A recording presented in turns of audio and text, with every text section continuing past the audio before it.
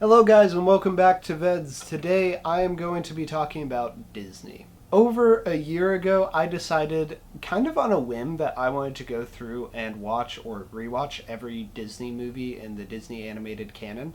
Mainly because I wanted to have this perspective as an adult, because the majority of the films I may have seen, but it would have been fuzzy and in the past, and some of them I had seen as an adult and some of them I haven't seen at all, and so I wanted to kind of formulate some opinions on them, and I wanted to talk about them because, like I said, it took over a year to get through all these, and so I've been thinking about them a lot. I didn't want to just do my top 10 best or top 10 worst or whatever, because I feel like that would be leaving out a lot. Instead, what I want to do is go through each era of Disney and say my best and worst film from that era. Or more appropriately, favorite and least favorite. So starting out, there is the golden era of Disney, the golden age. I don't like the terms golden and silver age for stuff. That comes from Ovid's Metamorphoses, and just the mythological connotations do not always line up to the... It's a whole thing. I won't go into it here. I'm sure I'll do a video about it later. The point being, I like to call this age classic Disney, because that's what I think it is. This is when Disney is forming what Disney will become. It goes through Snow White, through Bambi. This was also a period where the 5 films that were made in it didn't always do well. We started seeing pretty early on that the market just wasn't going to be able to take these films in, because World War II was brewing in Europe. This was a very expensive process. People were weirded out by Fantasia. So there was on and off success here, but for the most part, these were really well regarded movies, even if they were very expensive to make. But what I think really defines this era is gradually getting better.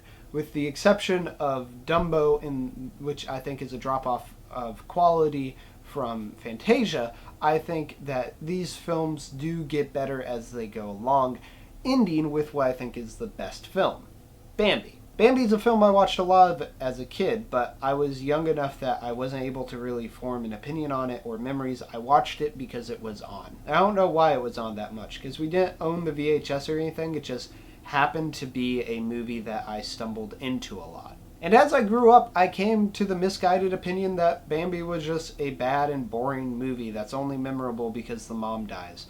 And that's the opinion I went into this with. I don't know where that opinion formed, but it was completely wrong. Bambi is a beautiful movie. It is gorgeous. The backgrounds are so beautifully artistic. Tyrus Wong was one of the artists involved with making the backgrounds for this movie, and he came from a landscape painting background, and you can really understand or see that in his work. It's very atmospheric. It's not just, we're going to paint something pretty. We're going to paint something with depth and with this kind of natural resonance. And the coming-of-age story, while not sophisticated, is still very compelling. That's something that's very impressive, because at this point Disney was really struggling with their central protagonist. They were always very passive. Dumbo didn't even talk. And so, but here comes Bambi, and he's not the most wildly active, but I feel like they really nailed down a character who can change and grow, and it makes the narrative all that much better. But if the last film in the classic era was the best and they slowly got better, that means that the first film was the worst. And yeah, Snow White and the Seven Dwarfs was groundbreaking and incredibly impressive for the time. And there are some just great elements. There's the scene when she is looking in the well, that is still some very impressive animation. But I mean, it doesn't hold up. It's all the problems with early Disney wrapped into that really beautiful and impressive package. It's the passivity, it's the lack of a pace driven by the lack of a plot. It's kind of the fact that the protagonist not only doesn't do anything, but nothing even that interesting happens to them. Snow White gets knocked out before the interesting stuff can occur. You cannot take away the importance of this film. It's just, I never want to watch it again. And that's something in film history, y'all. Just because something was the first doesn't mean that it's necessarily the best. But moving on from the classic era, we get into the wartime era, or the package film era. And this is when the negative effects we saw in the classic era really come to full fruition.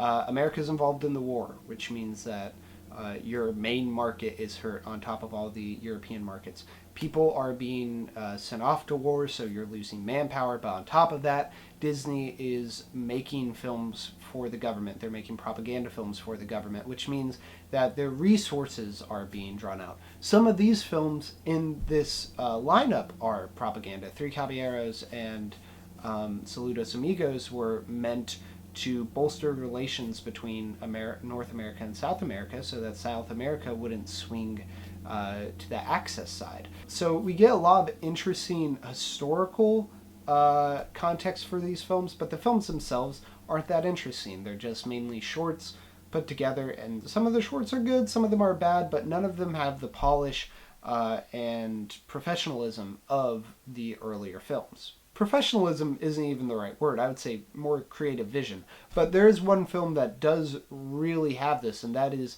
the last film in this era, The Adventures of Ichabod and Mr. Toad. And this puts together two stories. It puts together Wind of the Willows and The Legend of Sleepy Hollow.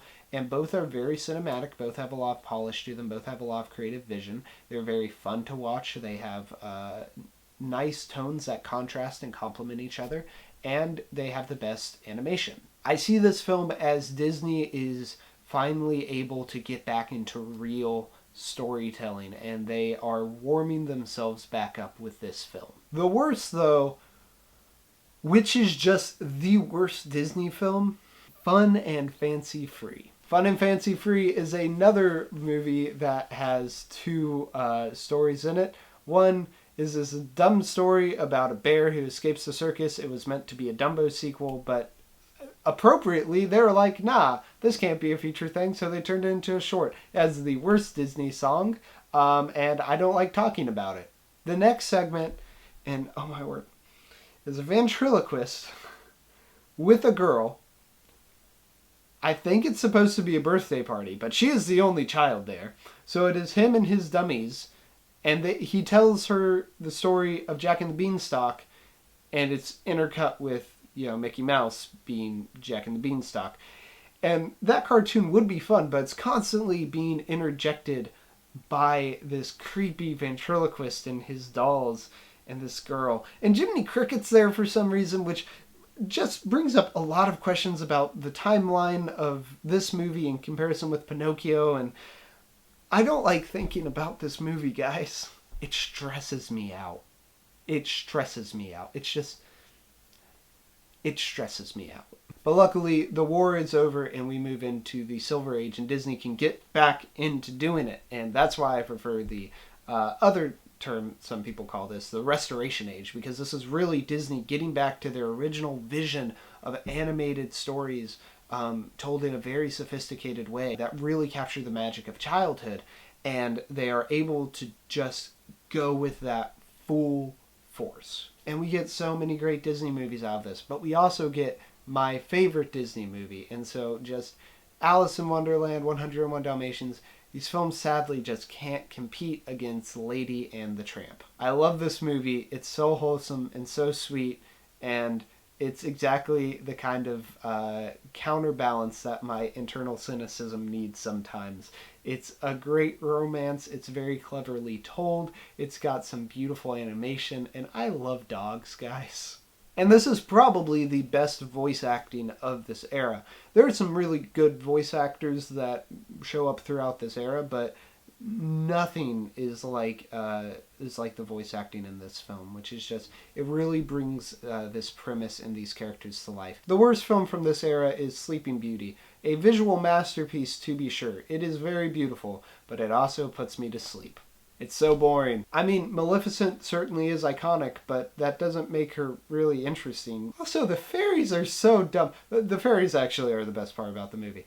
But can we just say, you have been living in this cabin, in the woods, isolated from society, for 17 years, and you have never learned how to bake? I do not understand. I get maybe not knowing how to bake a cake, but you don't know how to just bake bread? Cake and bread are not that dissimilar.